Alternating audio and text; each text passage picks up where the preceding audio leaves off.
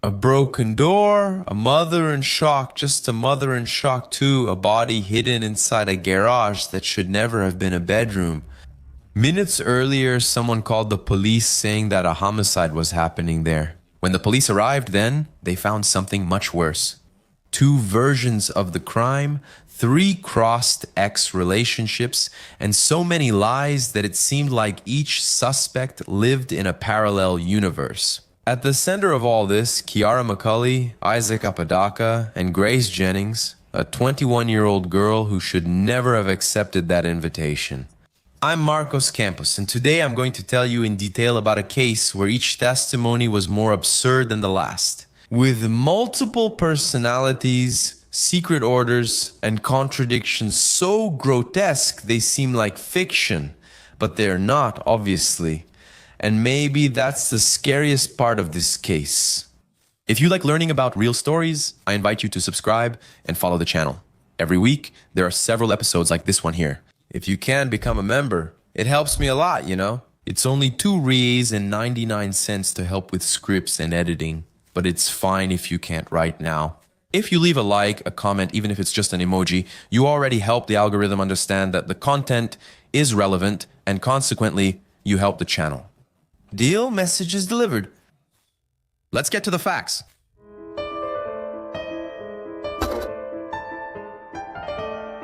The story begins in a chaotic way, you could say. A woman calls the police in desperation, saying that her son is at his girlfriend's house and that a crime is happening inside. It's not just a little fight or anything, it's a serious assault, an attempted murder. The police then go there, arriving in full action mode, guns drawn, shouting, "Police, get out of the way," or actually, "Come out of there slowly." You know that full package we see in police shows? Well, it's kind of like that. And since no one answered the door right away, let's say, they literally kicked the door in. Door down, the squad coming in, everyone shouting at the top of their lungs that they were the police, that they were armed. You know that tense vibe of, we're not here to have coffee, right? But then an old lady shows up. And what's curious is that she didn't seem scared with the police there. She was actually surprised, but not panicked, as you would expect, with armed police in her house. That woman's real concern was her broken door. Like, "Hi, good afternoon, who's gonna pay for this now?" Well, that was her feeling, at least what she was showing at the moment, as if she really didn't understand the reason for all that spectacle in front of her house. But was it really? The conversation that followed was unusual, strange, kind of awkward. Each answer made everything even more unusual until finally the police officers understood what was happening there. In that house, there were only two people at that moment, mother and daughter. And the daughter was Kiara McCulley, 19 years old. Kiara's mother then answered the questions the police officers were asking there. And she says as naturally as possible that there in her garage, there's someone else, a body, actually. And about that garage, huh? It's worth mentioning here that it was less of a garage and more of an improvised little room for Kiara, okay? For this lady's daughter, you know? A storage room, a hideout, mainly her love nest with her boyfriend, Isaac Apodaca, 25 years old. But Isaac wasn't there. He was missing, off script up until then. Within minutes, the initial chaos turns into certainty. A homicide had happened there. Kiara is handcuffed and put in the police car. Meanwhile, the forensic experts come in and find the body of Grace Jennings. And then, folks, the scene is brutal, multiple stab wounds. At first, just by looking, the police thought it had been done with a knife, maybe even a sword.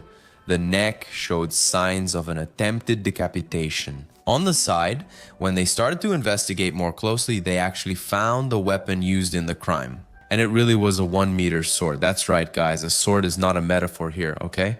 It's not a figure of speech. It was an actual blood-stained sword. In the initial conversations, that's when the element that stirs things up appears. Grace wasn't just Isaac's ex-girlfriend, she was also Kiara's ex-girlfriend. Supposedly, even though they were separated, Isaac had called Grace to talk with him and Kiara. And Kiara obviously didn't like that. She didn't like the invitation, the initiative, or even the idea of seeing her ex and his ex coming into the house where she lived and slept. Kiara's mother, the same one who opened the door complaining about the police breaking it and so on. She also didn't like knowing that Grace was there in the house. You see, you can already feel that there was, I don't know, some kind of history behind it. Old fights, heavy atmosphere, toxic friendship, even worse relationship, a whole file of drama. Kiara herself called Grace her ex-girlfriend. Her mother denied it, said she didn't know anything about that. Another knot for the police to untangle, right? Anyway, there was no choice. Kiara would be held in preventive custody, her mother listed as a witness, and the body removed after the initial forensic exam. The next step, find Isaac. He had been kicked out of Kiara's house earlier that morning, something that seemed to be routine in the couple's fights. But it was actually him who told everything to his own mother and asked her to call the emergency number. That's the woman who called the emergency number at the start, desperately reporting a homicide. You remember, right? That's it. And as if the situation wasn't already strange and disturbing enough, the victim's mother, Grace's mother, arrived shortly after the police, and the person who probably told her about the tragedy was Isaac himself. He called his ex-mother-in-law, saying that something terrible had happened. Killer interrogation?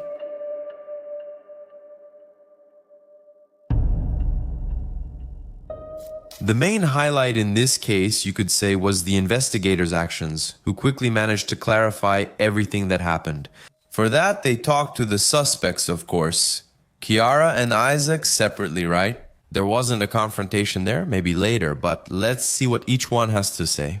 Each of them, in a separate room, told their version of the facts. And look, guys, I just think you need to have a lot of patience to be an investigator, right? A lot of cold blood, actually, because you're going to hear, an absurd amount of stuff, of blah, blah, blah, of nonsense, and pretend that everything's fine, everything's okay, just giving the suspect enough rope to hang himself later, in a figurative sense, of course. Let's take a look at the interrogation of Kiara McCulley.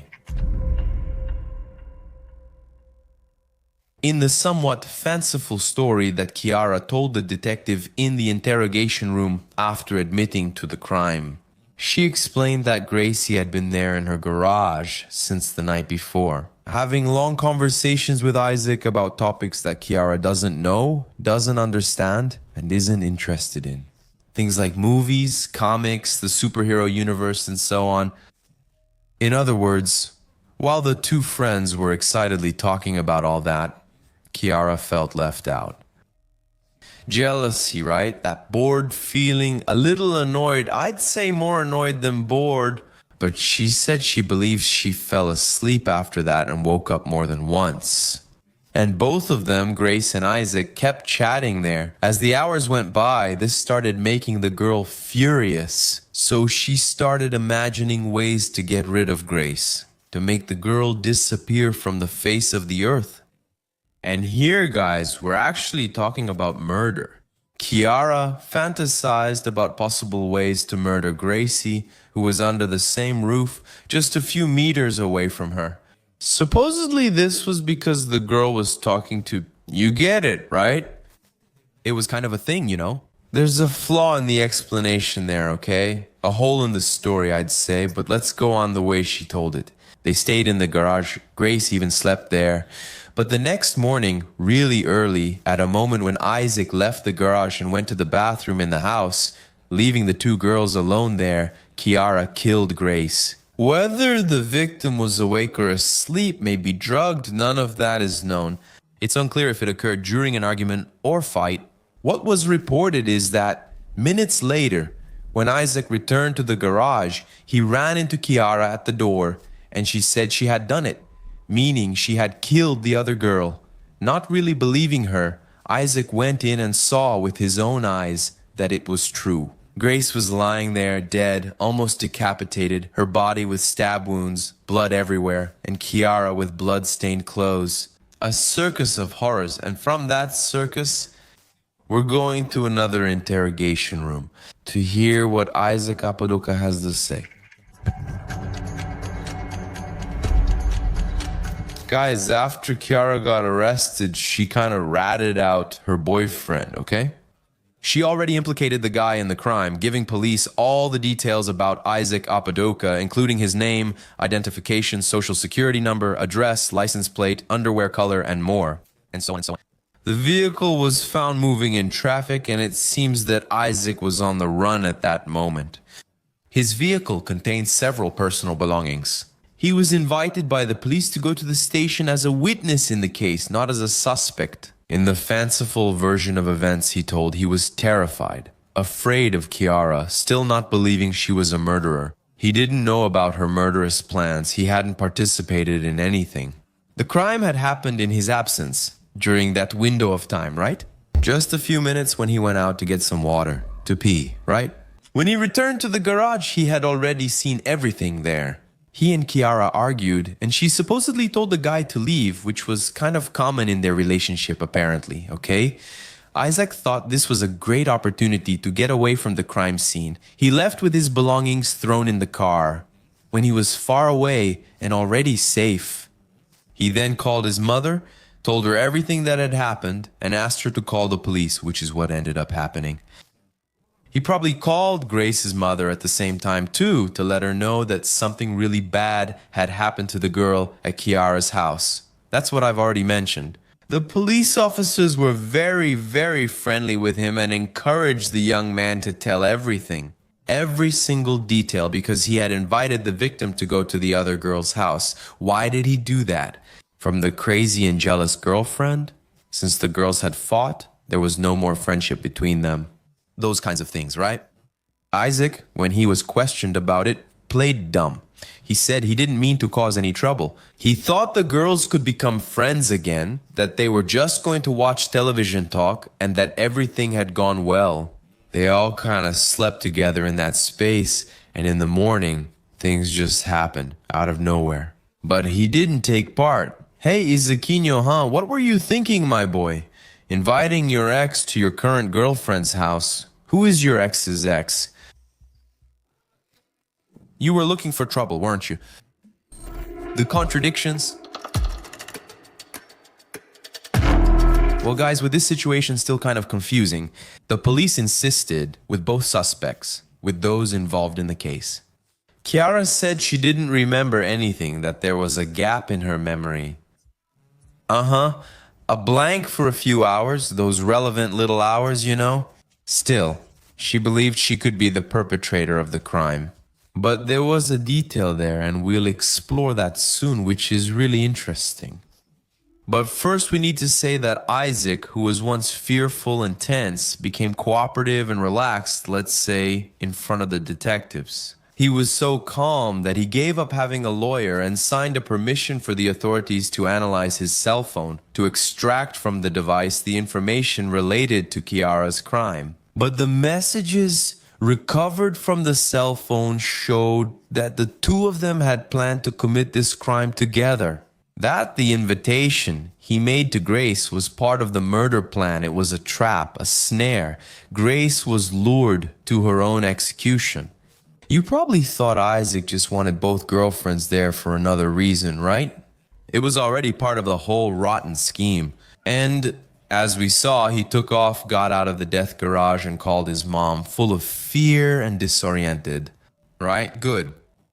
This call happened about an hour or an hour and a half after the murder, which placed the guy at the crime scene as a co-author, accomplice, or mastermind anyway. He was there and definitely took part in cleaning up and altering the crime scene. Only afterwards did he leave, all scared. Another really shocking piece of information, besides the premeditation of the murder, is that this Isaac was a huge mental manipulator, and he repeatedly encouraged his girlfriend to commit a crime, so that she could rise within a supposed secret and somewhat mystical organization called Ghost, which, by killing someone, in this case her former friend, ex-girlfriend, it would give her several stars within the hierarchy of this organization, where Isaac was a powerful wizard, one of the leaders. But come on, that's a lie, right, guys?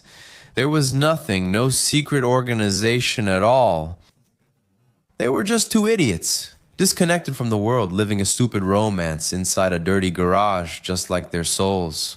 Two misfits, completely out of place and who didn't produce anything, lived for their own pleasures, most likely paid for by their poor parents. On top of all that, they were bad people, seeds of evil. But now let's go back to Kiara's statement, the first little room I mentioned, which had some interesting things, remember? Well, interesting from the point of view of a freak show, okay? In the conversation with the detective, the girl insisted that she didn't know anything. I don't know anything. I forgot. She couldn't remember things.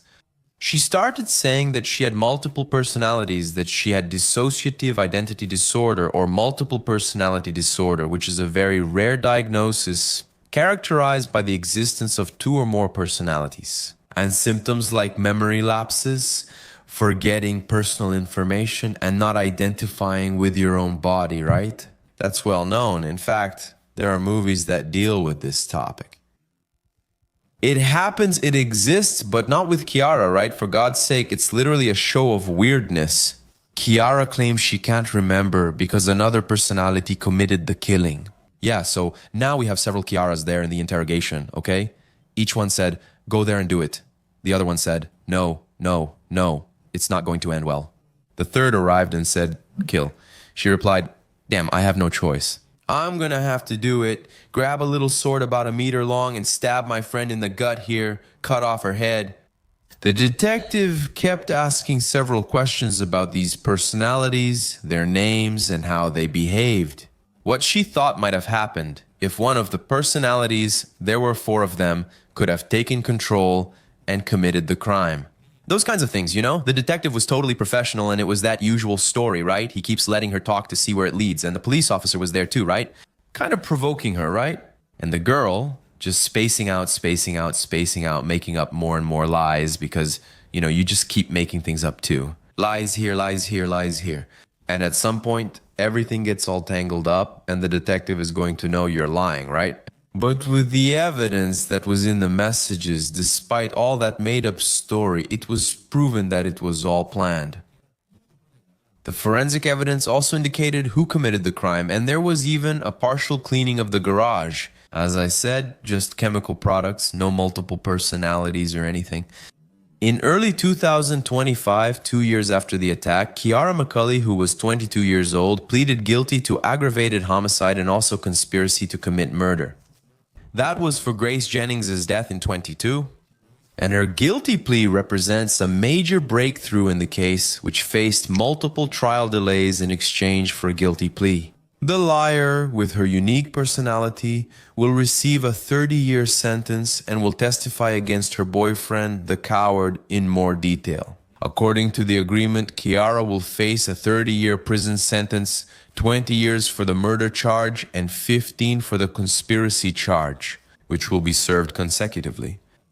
However, 5 years of the enhancement will be suspended if she fully cooperates with the prosecutors. In addition, Kiara must serve at least 85% of her sentence before being eligible for parole. Because murder is classified as a violent and serious crime, the police and the prosecution understood that Isaac Apodaca coerced Kiara McCulley into committing the murder, and this was based on a written message that was recovered. After mentioning her progress within the imaginary secret organization, the young man wrote the following: "I want you to kill her. You have to end her suffering by ending her joy." That's wild, right? That's bizarre. Plus, there's still an open point.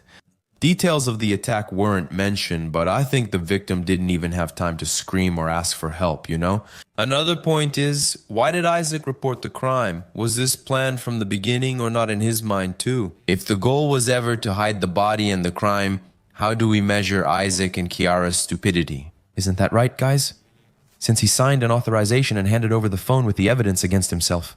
And she made up an unsustainable story about multiple personalities. How can you underestimate the detectives to that extent, right? It's impossible for a death to be solved in 60 minutes inside a little interrogation room. And of course, in the end, there was no multiple personality at all. It wasn't a secret organization. It was pure cruelty and stupidity on a hard level, way too advanced. But really, that part where the guy calls the police, what was up with him, man? I was thinking here, did the guy actually want to get arrested? Is he really that out of his mind, or does he think this is a genius plan, pretending to be the victim? Oh, Mom, for God's sake, Kiara. Killed Grace and all, call the police. Did he really think that would... Damn, man, that's how it is, that's it. I'll leave the comments section open for you to share your opinions about this case. Thank you so much for keeping me company. A kiss from Ruivo, and see you in the next episode.